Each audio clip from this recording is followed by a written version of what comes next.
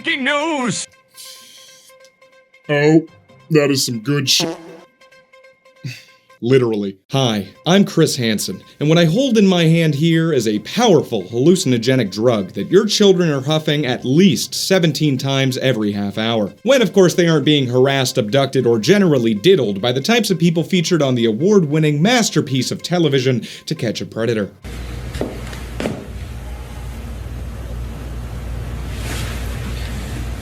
Could you explain yourself? I'm sorry. Very handsome host of that show, by the way. That guy looks like he works out. The drug is called Jenkem, and it is made out of gases extracted from piss and shit that has been left in the sun to ferment for several days. Yep.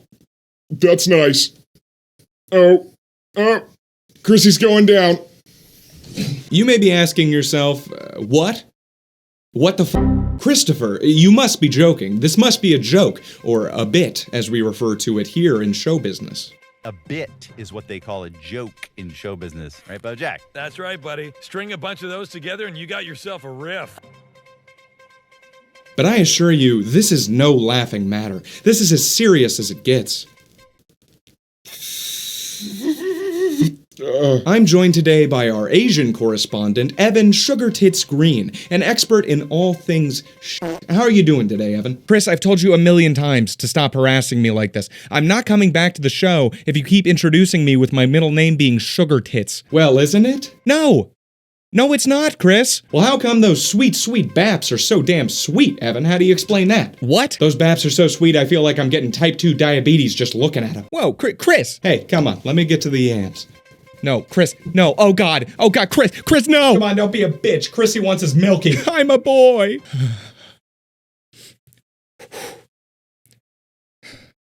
Let's talk shit. I piss and poo.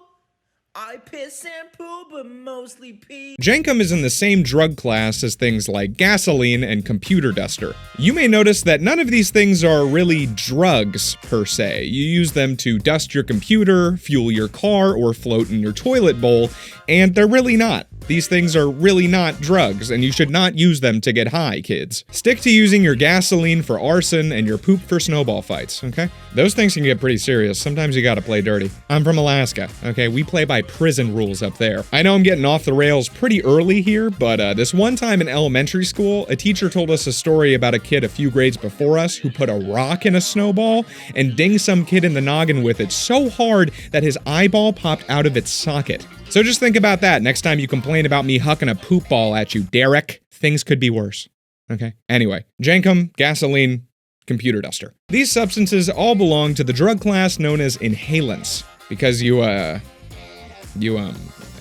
inhale them. They're not named after John Q. Inhalant. Common misconception there. This drug class is home to many middle school fan favorites, such as Freon, paint thinner, and our old friend nitrous oxide. Fuck. The active compounds responsible for the high that you get from happily huffing human waste are thought to be the methane and, to a lesser extent, the ammonia that are released from fermenting the piss and shit sludge that you have collected. These gases are typically harvested from the poop goop by collecting your sewage in a bottle or can, placing a bag or a balloon over the top of it, and then leaving it in the sun to ferment for several days to collect that good, juicy methane buildup. And you can collect this sewage anywhere you'd like. The floor of my local Target, for example, is absolutely covered in it. After you've let the shit slurry age like a fine wine poop straight off the vine, you're ready to pinch off that balloon, take a deep breath of those fecal fumes, and experience the— Hey bro, are you high? Why are we going so fucking? After you take a big old toke of that sweet, sweet shit steam and hold it in your lungs, you should start to experience confusion, mood swings, euphoria, lightheadedness, dizziness, pleasure, regret, headache, delusions, and hallucinations. And if you're lucky, you might just trip so hard that you forget the fact that you just inhaled literal shit. In fact, you might forget what shit even is entirely, or who you are, or just straight up black out. Some users have reported audio and visual hallucinations, seeing dead relatives, and even entering an entirely new dimension. And who would have thought that instead of heading to the dark web for some salvia or DMT, you can just pop a psychedelic straight out of your butt? But seriously, don't do that. It's poop gas, bro. It's not worth it. These effects may last up to an hour, which is insane to me. I feel like that's a super long trip for an inhalant. But, you know, I'm no expert in that regard. The furthest I've gone is sniffing a Sharpie or 6, so, you know, what do I know? As previously mentioned, these effects are caused by methane, ammonia, and other chemicals that are released from fermenting the shit. But just like all other inhalants, a decent amount of these effects are just caused by hypoxia, or a lack of oxygen in the brain. You see, and this is kind of a little-known fact, you actually have to breathe in oxygen to live. Like, all the time. It's crazy, I know. And when your lungs are full of freon, or computer duster, or shit gas, they're not full of, air. And for some ungodly reason, when your brain doesn't get enough oxygen, it gets fucking horny for that whole situation. It likes that quite a bit. And this is one of the things that evolution has produced in humans that I can just not wrap my head around at all. Another example of that, if you jump into some very cold water, your body will immediately, uncontrollably gasp for air. But you're in freezing cold water when that happens, so instead of air, you just inhale freezing cold water. What's up with that? How do you explain that one, Darwin? Tell me, you smart little dead whore. And that first bodily response that I don't understand is that not getting any air to your brain actually feels pretty darn good some of the time. When deprived of oxygen, your brain releases dopamine, serotonin, natural endorphins, all the good stuff. And hey, who needs antidepressants when you got a Walmart bag and a zip tie, right? Please don't do that. I am fully joking. If you do want to take advantage of that effect, don't just starve yourself of oxygen. There's actually this thing called Wim Hof breathing. I'm not going to explain it. Just look it up. It's pretty neat. It's safe, I think. It's fun. I mean, just take a look at autoerotic asphyxiation. People cannot get enough of that shit. Quick fact about that, dudes who choke themselves while choking their chickens are called gaspers, and the practice, first recorded in the 17th century, was actually prescribed by doctors as a treatment for erectile dysfunction. This effect was discovered by observers at public executions who noticed that male criminals often developed an erection during the execution, and some of them actually ejaculated while being hanged.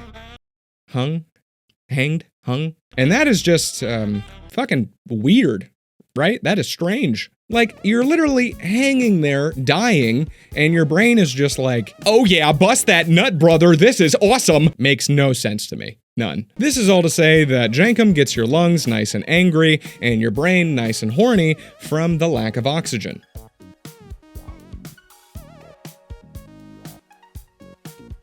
The interesting thing about the jankum experience is it's customizable based on your diet. Eating a lot of maize is said to put you in touch with Native American corn spirits. We don't know how long people have been huffing ass gas. I'm sure cavemen and people in a Burning Man porta potty have been unintentionally doing it since there has been shit to huff, but its use was first reported to the wider public by a global news agency called the Inner Press Service during a trip to Zambia. And really, the bulk of reported use of jankum does come from Africa, Zambia in particular, because if there's one thing they have in abundance over there, it's raw sewage. The reporters found that the primary users of jankum were the dirtiest lowlifes out there, homeless street children. But in all seriousness, that does suck. That's awful. Those children do need help. I'm not that terrible of a person, okay? Or am I? Yes, I am. Jankum derives its name as an alteration on the word gankum, spelled with a G instead of a J, which is the general term that Zambian street children use for sniffing glue. And you better hope you get that pronunciation correct, okay? That is the difference between a sticky situation and a very, very stinky one, if you know what I mean.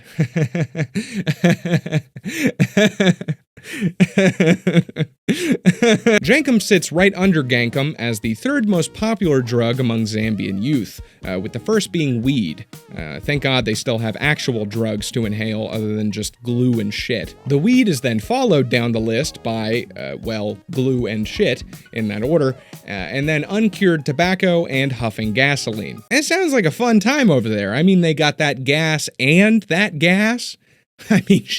New spring break spot for sure. I will now give a quick reading of the initial IPS report on, for lack of a better term, the shit orphans. Those poor, perilous, parentless poop people. Those hungry, homeless doo-doo huffers. People used to wonder why a gang of scruffy preteen boys hung around the sewer ponds of the Garden Township here in Lusaka. The stench is so overpowering that people literally speed through that stretch of the slum area wondering how those who live close by ever got used to it. The answer has finally dawned on Zambians, and it has left them pondering the desperation of its street children. The boys at the Garden Township have discovered jankum, a new way of getting high. The process is simple. Human excreta is scooped up from the edges of the sewer ponds in old cans and containers, which are covered with a polyethylene bag and left to stew or ferment for a week. The contents are then inhaled, and the result is a lungful of biogases and a powerful hit. Jenkem huffers bury their entire face in the ghastly mess, gasping it all in. Bamudala niakali kochile dobo. Mukila Niambe, a 5th grade dropout, told IPS with teary eyes and a running nose, "Old man, this is more potent than cannabis." The Drug Enforcement Commission, DEC, says there is nothing they can do about it. It may be a terrible health hazard, but is completely legal, as are glue or petrol sniffing, previously the most common way street kids numb their senses. Damn, dog, that's just tough. I'm kinda sad now.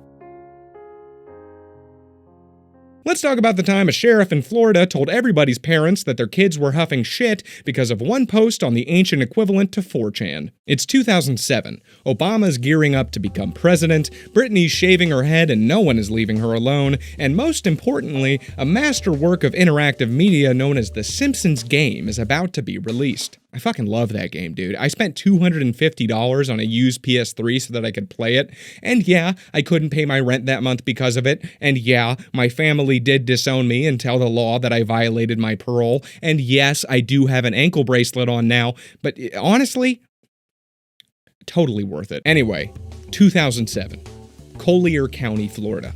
The Sheriff's Department's own Corporal DeSaro finally takes a break after a long day of smoking confiscated drugs, assaulting black people, and ignoring the face-eating potential of bath salts, and plumps down in front of his work computer to do who knows what. What Corporal DeSaro saw on his screen was an email from the principal of nearby Palmetto Ridge High School, who was forwarding the concerns of a parent of a student who went to that school, who reported that his child had just told him that everyone and their mother was huffing this fancy new designer poop drug made by Satan called jankum. Or at least that's what DeSaro must have taken from the email, because he immediately sent out an advisory warning to the public, warning them that all of their children are now huffing shit gas. The report read as follows. On 9/19/07, Corporal DeSaro received an email from a concerned parent regarding a new drug called jankum. The parent advised that their child had learned about this drug through various conversations with several students at Palmetto Ridge High. Jankum originated in Africa and other third world countries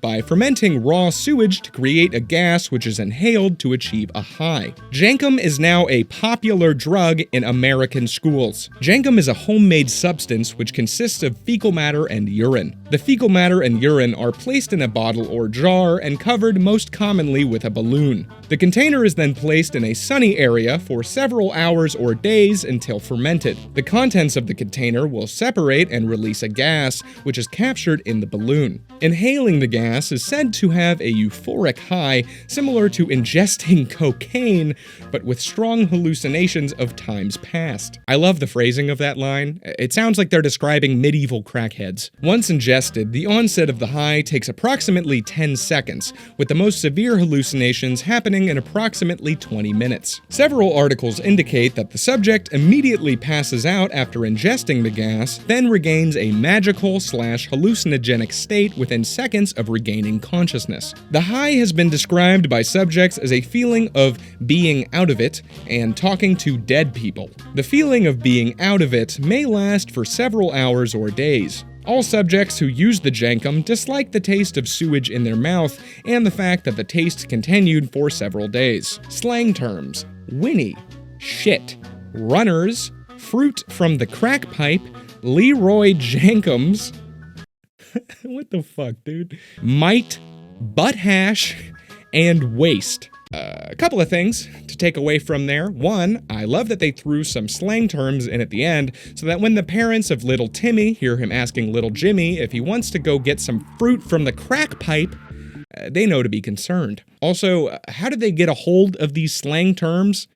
Didn't they just find out about this stuff like the day before? Did they just go find a guy on the street that smells like he huffs shit gas and offer him a fresh turd if he gives them the lowdown on the lingo? And two, you may have put together that this official police bulletin is making the somewhat extreme claim that Jenkem is, quote, now a popular drug in American schools, based off of one email about a father basically saying that his kid heard about Jenkem on the playground. Because we all know if there's any place to get reliable information solid enough to immediately release in an official police capacity to the public, it's a fourth-hand account on the rumors of children. I mean, seriously, the guy was just like, yeah, I heard from this principal who heard from this dad that he heard from his kid who heard from some other kids that people sniff dookie. And the police were just like...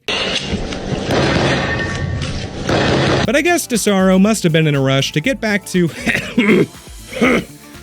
whatever he was doing, so we can't blame him too much. And now is where that post from the ancient version of 4chan comes into play. So long ago, in the ye old internet dark ages, there used to be this site called Totsi, or Totsi, or something, I don't know. Originally called And the Temple of the Screaming Electron, literally with an ampersand in front of it. That was part of the name. Totsi was a part of a system of Nirvana Net BBS nodes. And please don't ask me what any of that means. I don't know either. That is some nerd shit.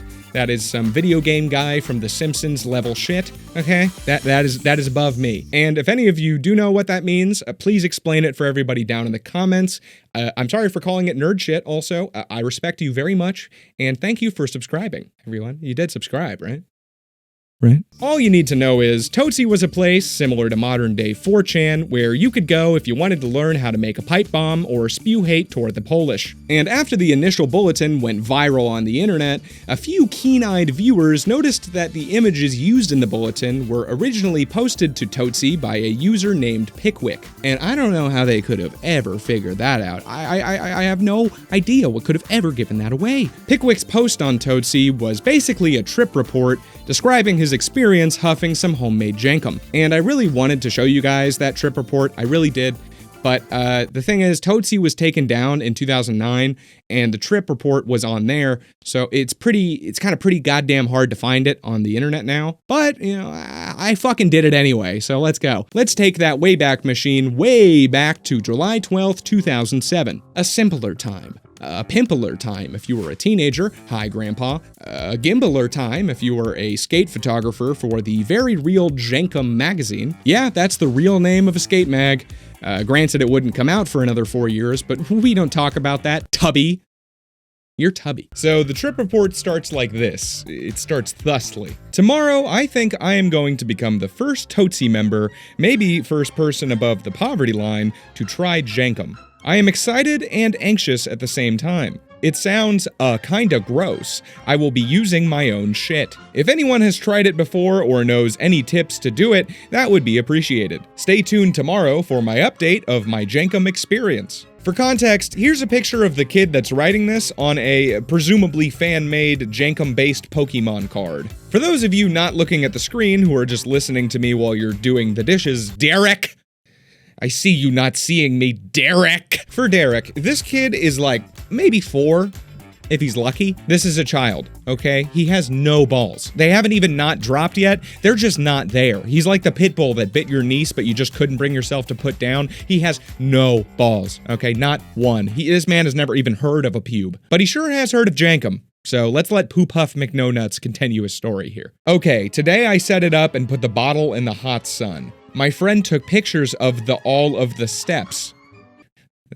I'm reading it how it's written, okay? First, I shit in the bottle, then pissed in it. I took a balloon and stretched it over the top to catch all of the gases. Now I will wait a few days and hope the balloon fills up. Oh, your friend took pictures of all the steps, huh?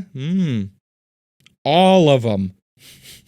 Must be a pretty good friend. Must be pretty hard to piss too with no balls, huh?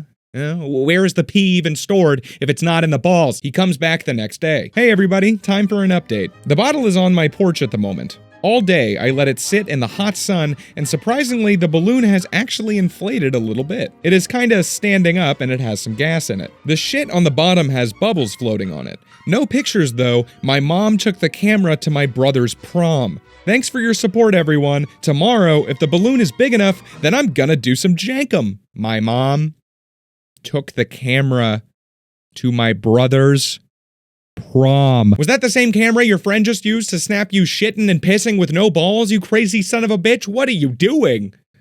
What? When she opens that thing up, that's gonna be no Xbox for a week at least, bro. How are you gonna play the Simpsons game when it comes out in 3 months, you absolute buffoon? Foolish. He comes back the next day. I took some pictures of the progress. The shit on the bottom has seemingly turned to sludge and mixed with some piss to make a layer on the bottom. The layer is softer than just shit. I swished the bottle around and it moved. Above that one, there is a layer of dark piss that has some shit in it. There is a steady stream of tiny bubbles moving up from the shit sludge layer through this layer. The balloon on top has inflated more since last night. I put a new label on the bottle because the last one got rained on. The glass inside the bottle has a coating of water from evaporation inside the bottle. Okay, that one reads like the poo that took a pee, and why am I kinda here for it? Douglas squatted down over the fat sunbathing lady and went poop. Alright, so the stage is set here. The vibe is right, the candles are lit. Lie down in that bubble bath and make yourself comfortable, Derek, because after leaving his adoring crowds of cheering fans in the dark for 4 whole days, Pwick comes back with a full breakdown of the effects. Well, today I finally did it. I became probably the first person in America to huff his own shit gas. No video though, sorry, no camera. I hope you are not too disappointed. I could get pictures though, and I wrote a trip report. Today, the bubbles had mostly stopped. The balloon had possibly grown a little bit since last time, but it was oblong from days in the sun or maybe from the gases inside, so it was hard to tell. The shit in the bottle was very settled and did not look like shit anymore even. I first lightly shook the bottle to make sure all of the bubbles had popped. I then pinched off the balloon and took it off the top. I held that while I huffed from the bottle. After exhaling all air from my lungs, I took my straw and inhaled from the inside of the bottle. The flavor of the shit struck me. It stuck to my tongue like the flavor after smoking a cigar. My body wanted me to stop breathing it, but I kept going by putting the end of the straw further back in my mouth behind my tongue. I took some more breaths of that and I waited a few seconds, then inhaled the balloon. The balloon was less harsh. I could barely taste any of it and it felt like breathing oxygen. After breathing it in, I immediately felt that I was passing out. I did not even have time to spit before I became unconscious. When I woke up, my spittle had oozed out of my mouth and down my chin. I asked my friend how long I was out for. He said for about a minute, and that he had repeatedly tried to wake me, but I would not wake up. During this short conversation, I began to feel light dissociative effects come over me, accompanied by buzzing in my ears. The feeling got stronger and stronger until I felt like I was in a dream. This was somewhat enjoyable. It made me feel like nothing really mattered. The apathy actually made the rest of the trip more enjoyable. After I was fully into the dreamlike state, visual hallucinations began to start. I had fleeting visions of people who seemed completely random, like my second grade teacher.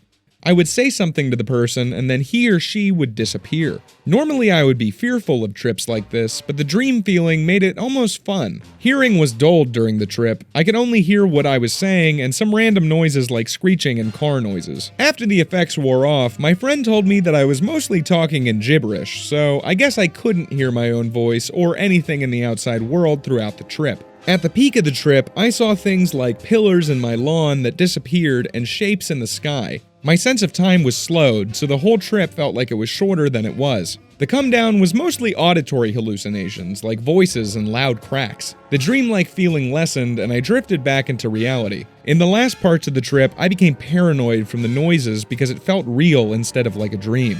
I asked my friend how long it had been. He said about 40 minutes. He also told me that I spent long periods of time staring at different spots. I also, according to him, spoke slurred words to trees and rocks.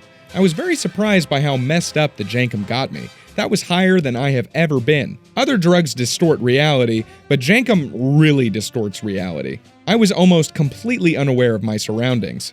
My friend said that seeing me was scary and he was thinking of getting an adult. Thank God he didn't do that. In conclusion, was it enjoyable? No, not really. Would I do it again? Definitely not. Would I recommend another person to try it?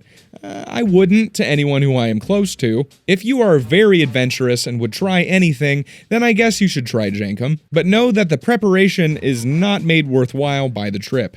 I am so glad that we have brave young pioneers out there like this testicleless toddler to really push the boundaries and truly answer the question, what would you do for a Klondike bar? Would you kill a man? Well...